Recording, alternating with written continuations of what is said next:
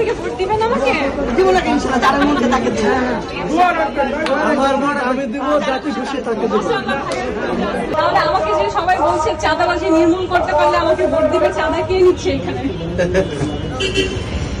Open secret নাকি? চাঁদা বাস্তব কেউ নাই এখানে, এখন নাই বর্তমানে। দেখেন, আমি আপনাদের আসলে জন্ম থেকে বড় হয়েছি,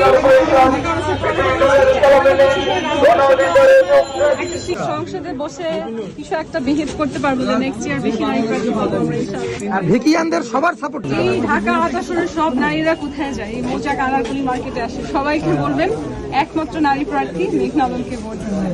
গণ অধিকার পরিষদের মনোনীত প্রার্থী ট্রাক মার্কা বিপিনুরের গণ অধিকার পরিষদ। ঠিক আছে, আপনার এখানে তো অনেক স্টুডেন্ট আছে।